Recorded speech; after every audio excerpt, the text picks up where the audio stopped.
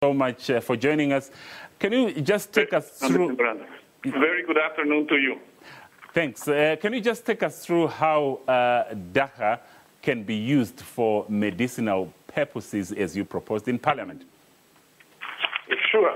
But first of all, let me step back and a couple of clarifications.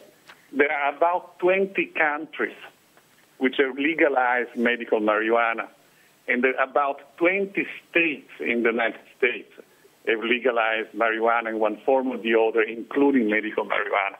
So we're not talking about doing anything unusual. We just need to get with the world trends, and we should be leaders rather than followers. The way it is taken is not by smoking it. It's an oil. It's called THC. It's an extract, and it can be taken orally, or it can be taken as a suppository or epidermically. I don't take it orally because I don't like the sensation of being stoned. That's my personal choice. So I take it as a suppository.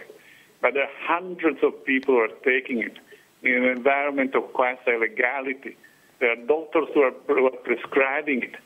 And that's why I felt that it was my obligation as a member of Parliament to come clean and just to tell people what I'm doing, to give a voice to all the people who are doing what I'm doing, but they don't have a voice, and to give the voice to all those who would want to do it, but they have no access to either a doctor who would prescribe it or to a source which will provide it. And Mario, can you just take us through the benefits that you yourself, the benefits that you have had from using medicinal marijuana? Yeah, you see, I don't want to personalize the debate about me. I'm just a guy amongst many. And the benefits have been documented by university. There is a study by Harvard University.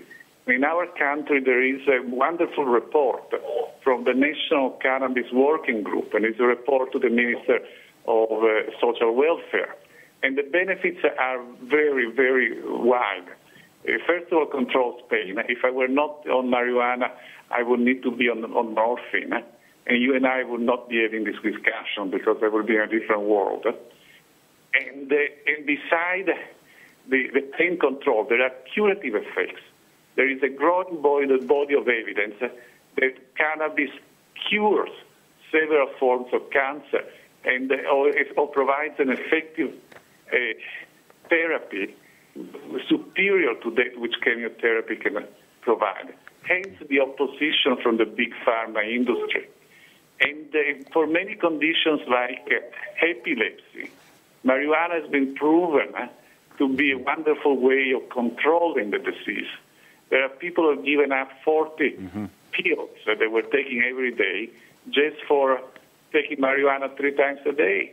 So, and there are no side effects. Nobody, we cannot find a single case of somebody who died of marijuana. Just think how many people die of alcohol and tobacco every day. Yes. And Mario, just very, very briefly before we go, do you hope to make this an election issue for the upcoming elections, very briefly? Absolutely, absolutely not. This is not a political football. This must be a matter of national consensus. That's why I, as an opposition member of Parliament, stood up and I praised the Minister of Health. I praised him because I recognize in Parliament that he's a man of courage.